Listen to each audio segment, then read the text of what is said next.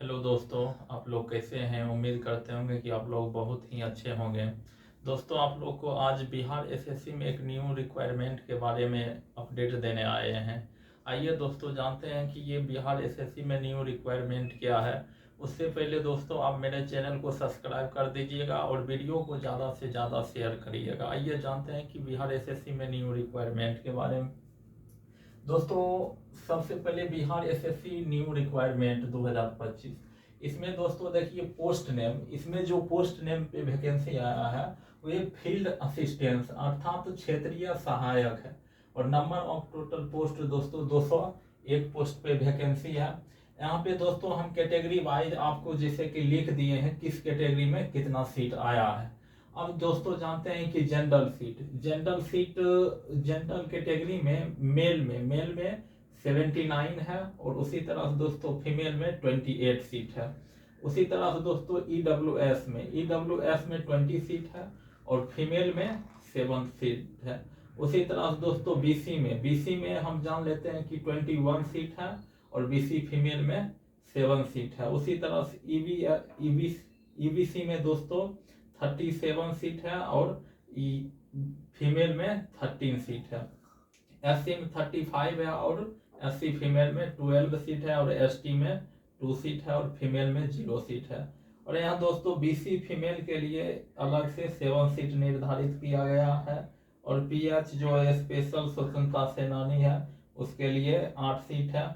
इसका दोस्तों हम जानते हैं कि ये फील्ड असिस्टेंट के लिए अप्लाई इसका दोस्तों 25 मार्च से लेके और 23 मई तक इसका अप्लाई डेट चलेगा। आइए दोस्तों, हम जानते हैं कि इसका फी के बारे में, किस कैटेगरी को कितना फी लगेगा उसके बारे में जान लेते हैं। इसमें दोस्तों जनरल कैटेगरी ईडब्ल्यूएस हो गया, बीसी हुआ और ईबीसी हुआ, उसको 540 रुपया लगेगा और एससी और एसटी और ऑल फीमेल कैटेगरी के लिए 135 रुपया लगेगा।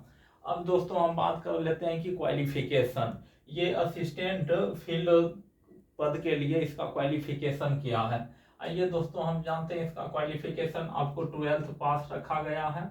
उसमें भी दोस्तों आपको आईएससी होना चाहिए, अर्थात जो इंटरमीडिएट आप किए हैं वे साइंस सब्जेक्ट से होना चाहिए, मैथ हो, फिजिक्स हो, केमिस्ट्री हो और बायो है, तभी आप इसको इस फॉर्म के लिए क्या है एलिजिबल हैं। अब दोस्तों हम जान लेते हैं कि एज लिमिट की बात कर लेते हैं।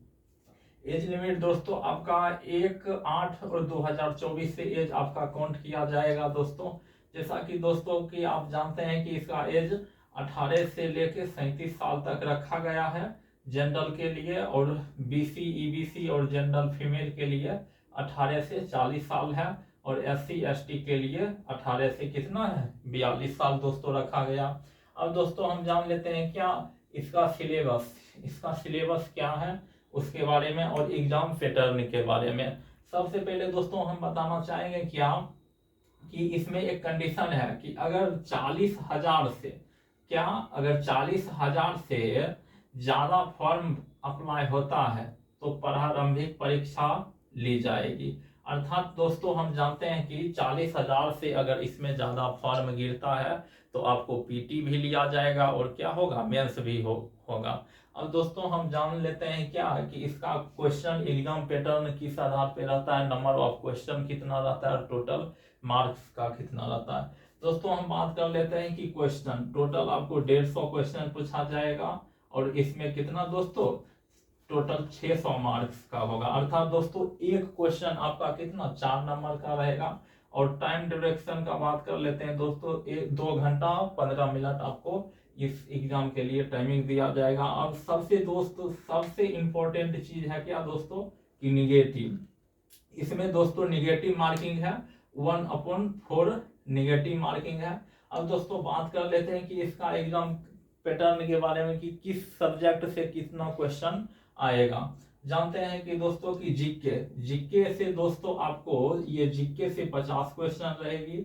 उसी तरह मैथ से 25 क्वेश्चन रहेगा, साइंस से दोस्तों 25 क्वेश्चन रहेगा और रीजनिंग से दोस्तों 50 क्वेश्चन रहेगा। और ये दोस्तों जो ये इसका सिलेबस है ये आपको पीटी का सिलेबस बता रहे हैं और मेंस का सिलेबस अभी दोस्तों क्लियर नहीं किया गया है। जैसे ही मेंस का सिलेबस क्लियर होगा तो आप लोग को हम बहुत ही जल्द अपडेट कर देंगे। अब दोस्तों इसका सैलरी के बात कर लेते हैं। इसका जो दोस्तों सैलरी होगा, ये लेवल 2 की वैकेंसी है। ये जो फील्ड असिस्टेंट है, क्षेत्रीय सहायक, ये लेवल 2 की वैकेंसी है। तो इसका अप्रोक्स दोस्तों 28,000 से लेके 30,000 तक आपका सैलरी समथिंग बनेगा। अब इम्पोर्टेंट दोस्तों डॉक्यूमेंट की बात कर लेते हैं कि कौन कौन सी डॉक्यूमेंट आपको निश्चित रूप से चाहिए इस फॉर्म को भरने के लिए। आइए दोस्तों जानते हैं कि आपको सबसे पहले निवास प्रमाण पत्र होना चाहिए, अर्थात आपको निवास प्रमाण पत्र बिहार का होना चाहिए। आप बिहार का डोमिसाइल आपके पास होना चाहिए। और इसमें दोस्तों हम बात कर लेते हैं कि बीसी ईबीसी के लिए एनसीएल सर्टिफिकेट बहुत ही जरूरी है, और ईडब्ल्यूएस वाले के लिए ईडब्ल्यूएस। अगर आप दोस्तों आप कहोगे क्या कि अगर हम अदर स्टेट से हैं तो भर सकते हैं, जी बिल्कुल आप भर सकते हैं, बस वही जनरल कैटेगरी में आप काउंट होंगे। दोस्तों की जैसा कि हमको लग रहा है कि आपका सभी डाउट क्लियर हो गया होगा। अगर डाउट नहीं क्लियर हुआ होगा तो कमेंट बॉक्स में आप दोस्तों कमेंट करिए, और वीडियो को ज़्यादा से ज़्यादा दोस्तों शेयर करिएगा। थैंक यू दोस्तों।